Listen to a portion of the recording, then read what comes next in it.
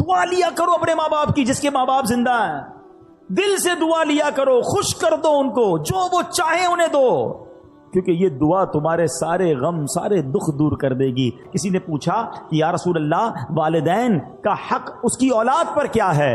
آپ علیہ الصلوۃ والسلام نے فرمایا والدین ہی تیری جنت اور دوزخ ہیں۔ اب یہ بڑی ایک لائن ہے مگر اس کو سمجھو، خدمت کر لی، راضی کر لیا تو یہی تیری جنت ہے، اور اگر ان کو ناراض کر لیا نا، بعض اوقات ساری دنیا راضی ہوتی ہے ہم سے، محلے والے بڑے خوش ہوتے ہیں، نمازی ہماری بڑی تعریف کر رہے ہوتے ہیں، مگر ماں باپ ناراض ہوتے ہیں۔ فرمایا یہی تیری جنت ہے، یہی تیری دوزخ ہے۔ اگر یہ ناراض ہو گئے نا تو پھر تباہی ہے، پھر بربادی ہے۔ اس کا مطلب یہ ہوا کہ پریورٹی کیا دینی ہے کہ ماں باپ راضی رہیں، ماں باپ خوش رہیں، اور سبحان اللہ جب وہ دعا دے دے نا، آئے ہائے واقعات تو اتنے دعا کے کہ ماں باپ کی دعا سے کون کہاں پہنچ گیا۔ اچھا ایک اور بات یاد رکھیے گا کہ دعا میں بھی جو ہے نا ایک یہ ہوتا ہے کہ ہم کہتے ہیں امی دعا کر دیں، ابو دعا کر دیں، اچھی بات ہے، مزہ پتہ ہے کیا ہے؟ میں کہوں نا، میں خدمت ایسی کروں کہ ان کے دل سے دعا نکلے، وہ جو اثر رکھتی ہے نا، ایمان تازہ ہو جائے گا۔ سنو ایک واقعہ، ایک گناہگار نوجوان کا انتقال ہوا، اس کو کسی نے خواب میں جنت میں حاجیوں کے ساتھ ٹہلتے دیکھا۔ اچھا حج اس نے کیا نہیں تھا بھی گناہگار، پہلے تو جنت میں کیسے پہنچا؟ دوسرا سوال حاجیوں کے ساتھ کیوں ہے؟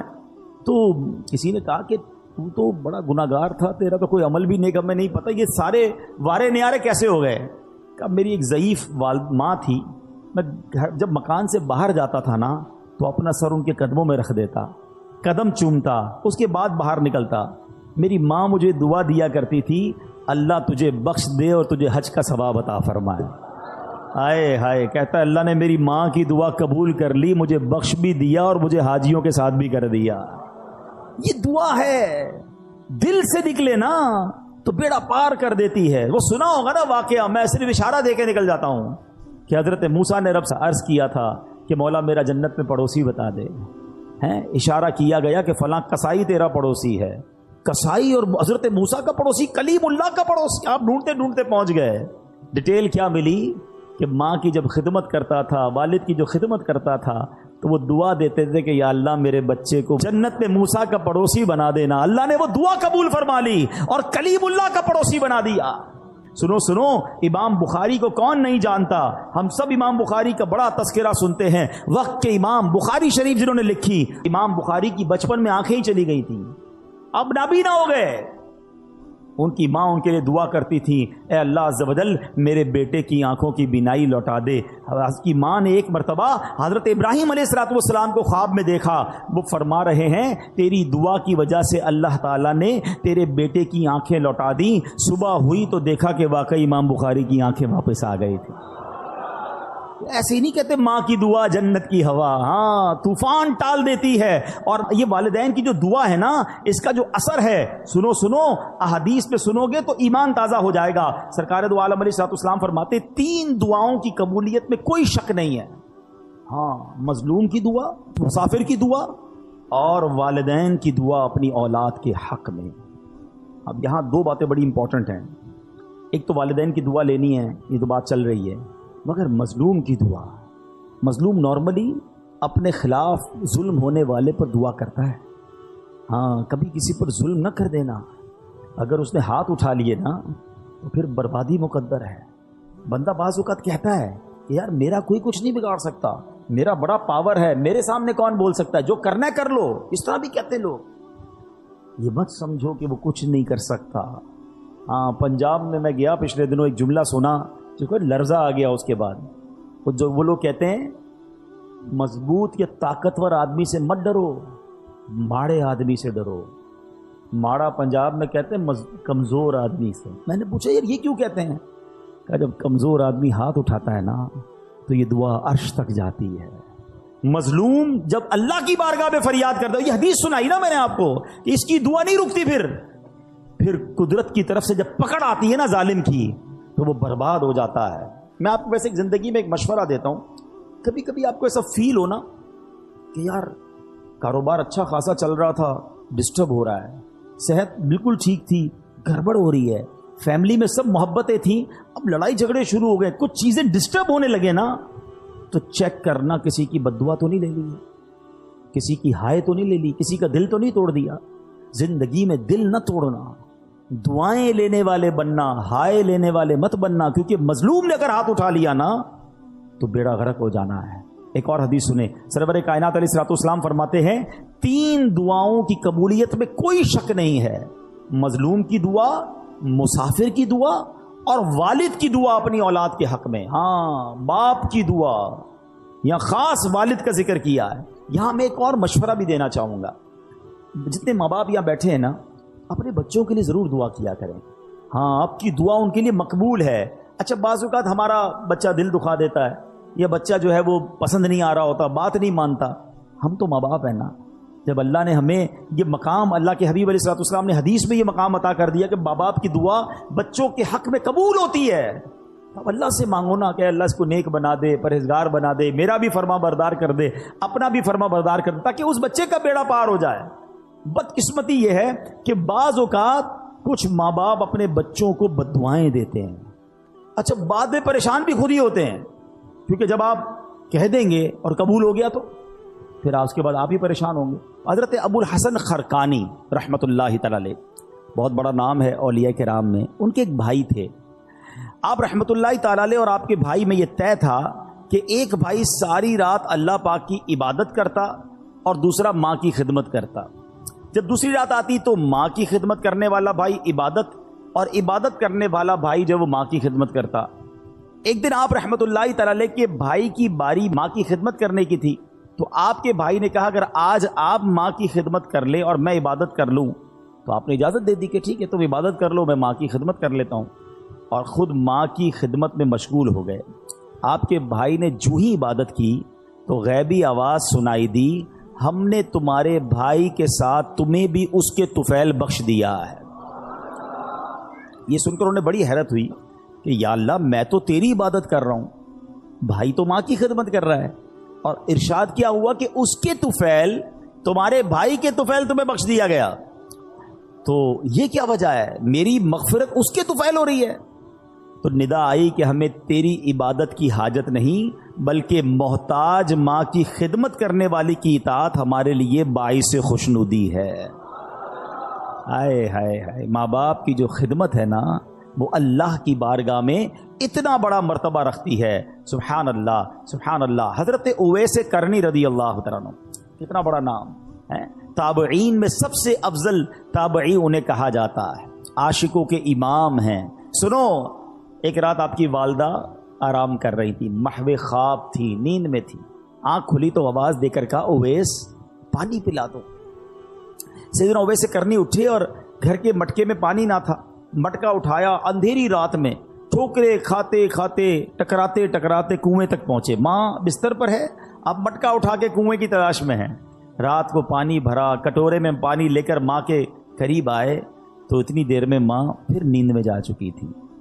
हम जैसा बंदा होता तो पहले तो बाहर जाता ना जाता, आता तो साइड पर रख देता गिलास कि माँ उठेंगी जब पी लेंगी, मगर ये वैसे करनी थे। माँ के सिरहाने खड़े हो गए और रात गुजार दी। सुबह हुई, जब वालदा की आंख खुली तो देखा हजरत वैसे करनी माँ के सिरहाने पानी का प्याला लेकर खड़े हुए हैं। कहा लखते जिगर, ये तुम क्यों खड़े हो, सारी रात खड़े रहे? कम्मा इसलिए खड़ा रहा कि रात किसी वक्त आपकी आंख खुल जाती, आपको पानी आपने मांगा था, मैं पानी आपको पेश करता। अल्लाह अकबर। अब जब माँ ने इतनी फर्मा बरदारी देखी ना, दुआ माँ की सुनो, ऐसी माँ ने दुआ की कि माँ ने कहा कि यानी आपके दर्जों की बुलंदी की ऐसी दुआ की कि अल्लाह ने आपके दर्जे बुलंद फरमा दिए।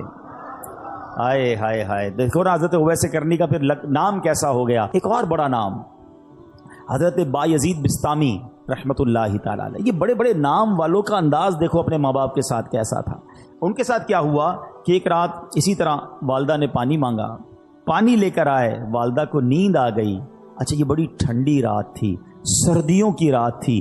कहते माँ के सिराने प्याला लेकर खड़ा हो गया, लेकिन हुआ ये कि पानी जो है मेरे हाथ पर जो गिरा था वो हाथ पर पानी जम गया, यानी इतनी ठंड थी। माँ की आंख खुली, कहा ए बायजीद क्यों खड़े हो? کہ ماں آپ کو پانی پیش کرنا تھا، جب پیالہ اپنے ہاتھ سے الگ کیا تھوڑی سی خال بھی اکھڑ گئی، تھوڑا سا خون بھی بہنے لگا کیونکہ پانی برف بن چکا تھا۔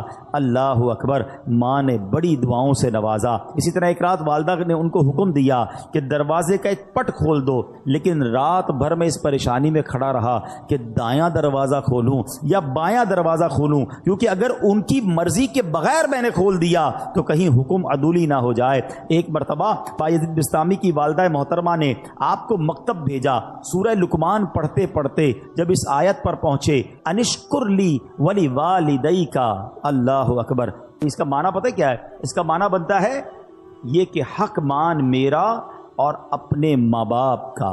تو کہتے ہیں جب وہ آیت پڑھی تو استاد صاحب سے کہتے ہیں کہ میں ذرا والدہ سے ملنے جانا چاہتا ہوں۔ ڈیورنگ کلاس درجہ لگا ہوا ہے، آیت پڑھی، ترجمہ پڑھا کہ ماں کے پاس جانا ہے، درجہ چھوڑ کر ماں کے پاس آ گئے۔ اب ماں پوچھتی ہے کہ بیٹا کیوں آئے ہو؟ تو آپ کہتے ہیں کہ ماں میں نے آج قرآن پاک میں پڑھا ہے کہ ماں باپ کا حق پورا کرنا ہے، تو میری عرض یہ ہے کہ دو جگہوں پر میں خدمت نہیں کر سکتا، یا تو مجھے اللہ عز و جل سے ہمیشہ کے لیے مانگ لیجئے، اپنی خدمت میں رکھ لیں، یا اللہ کے حوالے کر دو تاکہ اس کی عبادت میں لگا رہوں۔ ماں نے فرمایا بیٹا میں تجھے اللہ عز و جل کی بارگاہ کے لیے آزاد کرتی ہوں، اپنا فرض بھی تجھے معاف کرتی ہوں، جا رب کی عبادت میں مصروف ہو جا۔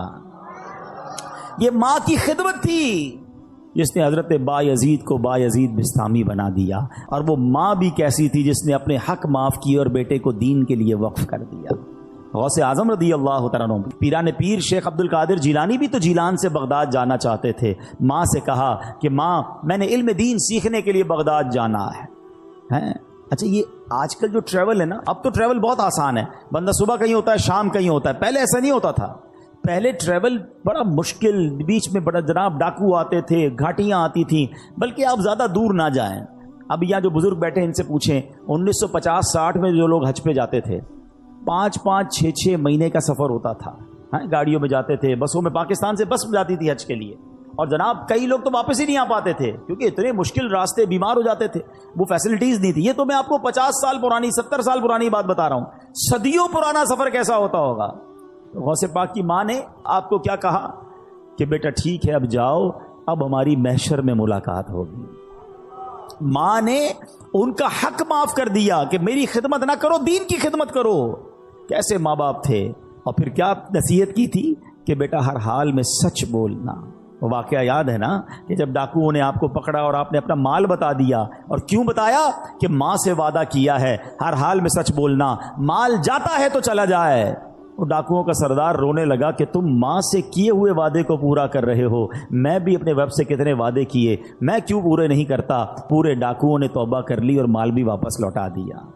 مگر یہ ماں باپ کی خدمتیں تھیں، یہ ماں باپ کی دعائیں تھیں۔ میں تحدیث نعمت کے لیے اپنے والدین کی ایک بات یہاں عرض کر دیتا ہوں، شاید اور والدین کو اس میں ترغیب ملے کہ الحمدللہ میرے دونوں یعنی امی ابو دونوں نے مجھے بہت پہلے کہہ دیا تھا کہ ہم نے آپ کو اپنا حق معاف کر دیا ہے، آپ جائیے دین کا کام کیجئے، کیونکہ میں بہت زیادہ ان کے پاس نہیں بیٹھ پاتا تھا، ٹریول کافی ہوتا تھا، سفر کافی ہوتا تھا، لیکن میں کبھی کبھی ان سے کہتا تھا کہ میں آپ کی اتنی خدمت نہیں کر پاتا، تو انہوں نے یہی کہا کہ ہم نے آپ کو اپنا حق معاف کیا، آپ دین کی خدمت کیجئے۔ تو اے میرے پیارے اسلامی بھائیوں، جہاں بچوں کو یہ حکم دیا جا رہا ہے کہ والدین کا ادب کریں، ان کی دعائیں لیں، لیکن اگر ماں باپ دیکھیں نا کہ بیٹا اگر دین کی طرف جا رہا ہے، اگر دین کا بڑا کام کر رہا ہے تو انہیں سپورٹ کرنا چاہیے۔ ہم نے ایسا بھی دیکھا کہ کوئی بچہ عالم بننا چاہتا ہے، حافظ بننا چاہتا ہے، دین کا کام کرنا چاہتا ہے، والدین اس کا الٹا دل توڑ رہے ہوتے ہیں، سختی کر رہے ہوتے ہیں، نہیں نہیں تمہیں دیندار نہیں بننا ہے۔ اور ہم نے دیکھا کہ ایسے والدین آگے جا کر سر پکڑ کر بیٹھے ہوتے ہیں، کیونکہ جب بچے کو دین سے آپ روکتے ہیں تو وہ دنیا میں ایسے غرق ہو جاتا ہے کہ بعض اوقات بری لائن میں پڑ جاتا ہے، غلط کاموں میں پڑ جاتا ہے، اور ماں باپ اس کے بعد سر پکڑ کے رو رہے ہوتے، دیندار بننا چاہتا تھا میں نے دیندار نہ بنایا۔ دیکھو دیندار اور دنیا دار کی مثال سمجھ لو، یہ میں سب کے لیے نہیں کہتا مگر میجورٹی ایسا ہوتا ہے، ایک بار پھر ریپیٹ کر رہا ہوں، سب کو یہ لاگو نہیں ہوتا ہے مگر اکثریت پر یہ ضرور لاگو ہوتا ہے کہ جب بھی بچہ دنیا میں ترقی کرتا ہے نا، دنیا کو کوئی بڑا افسر بن جائے، دنیا میں جناب کوئی بڑی ڈگری لے لے، دنیا میں کوئی بڑا مقام لے لے، تو بعض اوقات ماں باپ ڈرتے ہیں کہ بچے کو کوئی بات بری نہ لگ جائے. بات کرتے میں ماں باپ کو ڈر لگ رہا ہوتا کیونکہ بڑا افسر بن گیا, بڑا سیٹھ بن گیا, بڑا جناب جاگیردار بن گیا, اس نے بڑی ڈگریاں لے لی ہیں. یہ ہے دنیا دار کی ترقی کا نتیجہ. اور اگر بیٹا دین میں ترقی کر جائے نا, عالم بن جائے, مفتی بن جائے, دین کا مبلغ بن جائے, تو اکثریت یہ ہوتی ہے کہ بچہ ڈرتا ہے کہ ماں باپ کو برا نہ لگ جائے. فرق ہے نا.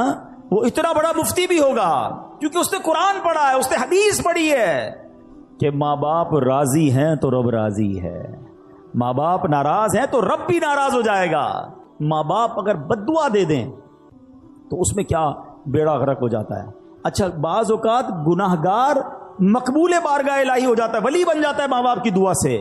اور اگر ماں باپ بددعا دے دیں تو اللہ کی بارگاہ کا مقبول یا نیک بندہ جو ہے نا, وہ بھی کس طرح پھنس جاتا ہے. جریج ایک شخصیت ہے, نہایت نیک اور اللہ عز و جل کا مقبول بندہ تھا.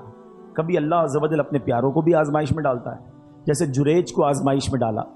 جریج کی بارگاہ الہی میں مقبولیت کا اندازہ اس بات سے لگائیے کہ آپ نے دودھ پیتے بچے کو ہاتھ لگایا, وہ بول اٹھا اور آپ کے بے گناہ ہونے کی گواہی دی. یہ تو آپ کی روشن کرامت تھی, لیکن ہوا کیا تھا, واقعہ کیا ہوا تھا, ذرا یہ سمجھیے گا. یہ حدیث پاک حضرت ابو ہریرہ رضی اللہ تعالیٰ عنہ سے روایت ہے کہ نبی پاک علیہ الصلوۃ والسلام نے فرمایا, جھولے میں دودھ پیتے بچوں میں 3 لوگوں نے کلام کیا. حضرت عیسیٰ علیہ السلام, نمبر 2 جریج کے متعلق ایک بچے نے کلام کیا. آقا فرماتے ہیں کہ وہ جریج کون تھا؟ ایک عبادت گزار شخص تھا, اس نے ایک عبادت گاہ بنائی ہوئی تھی جس میں وہ رہتا تھا. ایک دن ماں اس کے پاس آئی اور اس وقت وہ نماز پڑھ رہا تھا. ماں نے کہا, اے جریج, نماز کے دوران پکارا. تو آپ نے کہا کہ ایک طرف میری ماں ہے, ایک طرف نماز ہے, میں کیا کروں؟ نماز جاری رکھی, ماں چلی گئی. دوبارہ اگلے دن ماں آئی, پھر نماز پڑھ رہا تھا. ماں نے پکارا, اے جریج. پوچھا, سوچا ایک طرف تو اللہ کی نماز ہے, پروردگار کی عبادت ہے, دوسری طرف ماں ہے.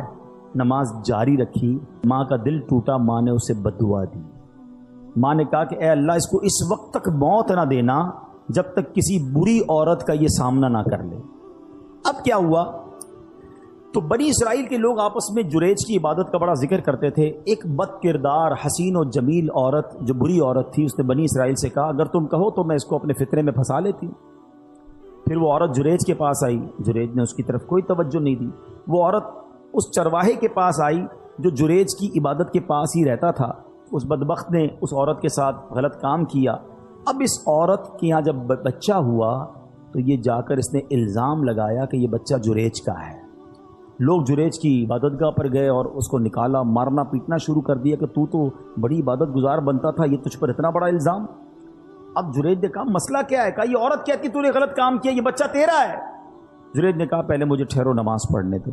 2 رکعت نماز پڑھی اور بچے کے پاس آیا, اس کے پیٹ میں انگلی چبو کر دریافت کیا, اے لڑکے تمہارا باپ کون ہے؟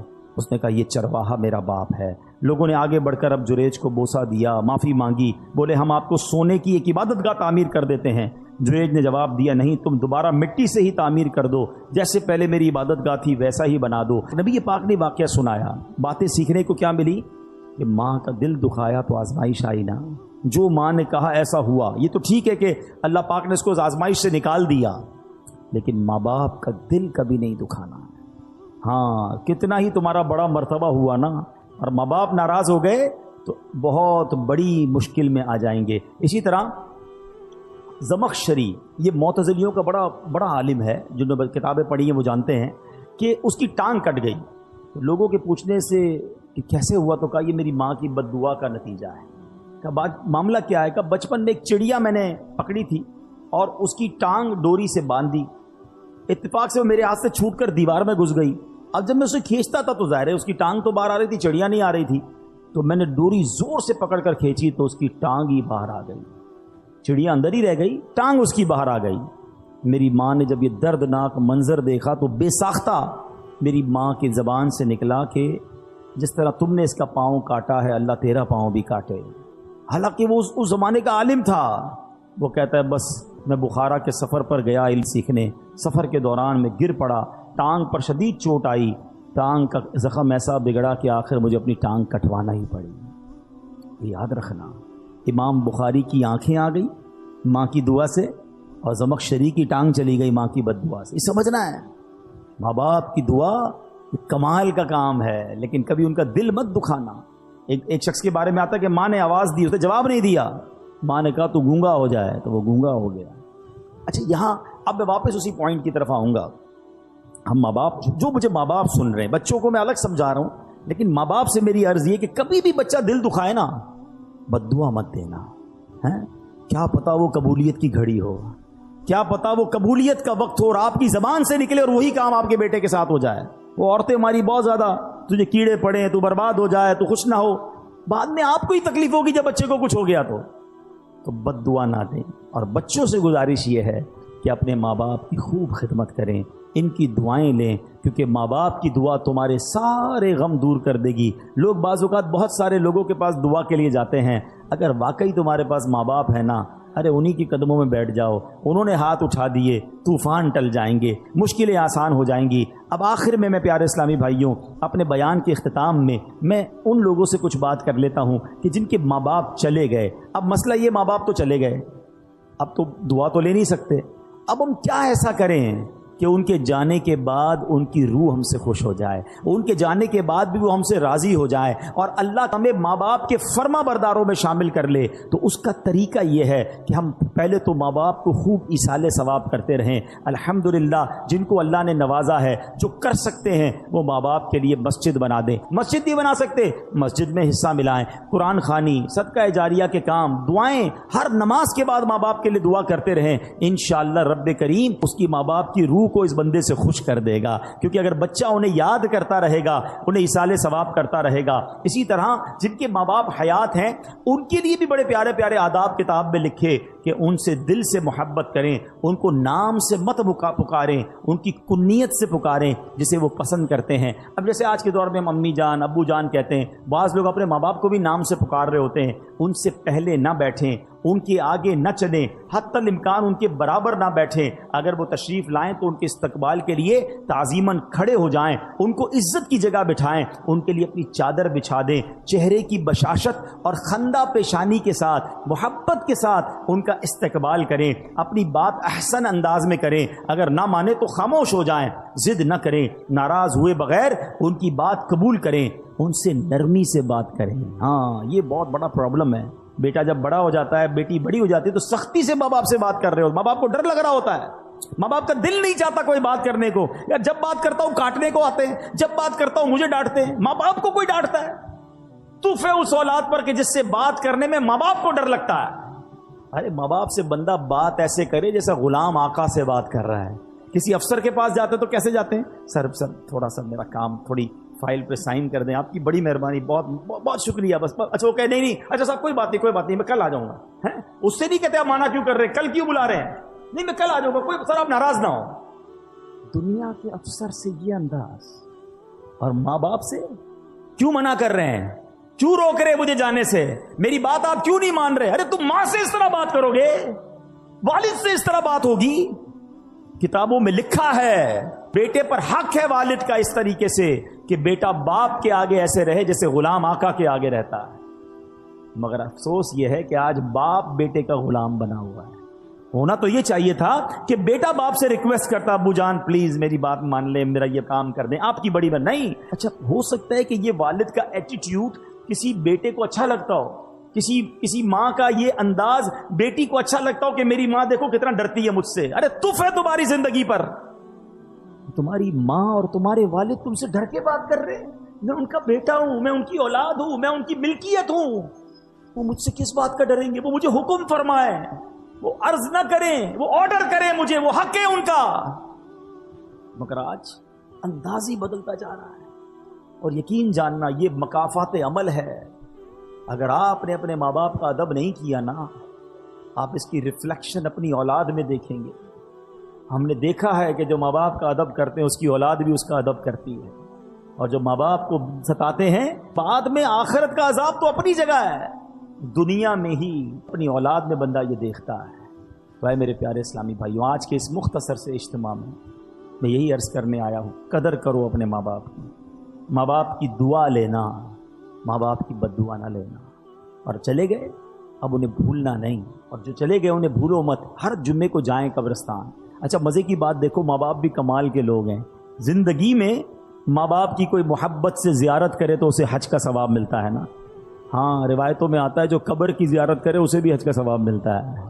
جمعے کو جا کر یاسین شریف پڑھے، اللہ پڑھنے والے کی مغفرت کر دیتا ہے۔ جو ماں باپ کی زیارت کے لیے قبرستان جائے، جو وہ خود مر جائے گا تو اس کے قبر کی فرشتے زیارت کو آئیں گے، یعنی قبرستان جانا تو میرا ہی فائدہ ہو گیا نا، میری مغفرت ہو رہی ہے، فرشتے میری زیارت کو آئیں گے۔ تو ماں باپ کمال ہے یار، رحمتوں کا منبع ہے، زندہ رہیں تو بھی کرم ان کی مہربانیاں ہیں، اور چلے جائیں تو قبر پہ جاؤ تو پھر بھی بیڑا پار ہو جاتا ہے۔ تمام لوگ اپنے ماں باپ کی فکر کریں، قدر کریں، چلے گئے تو ان کو خوب ایصال ثواب کریں۔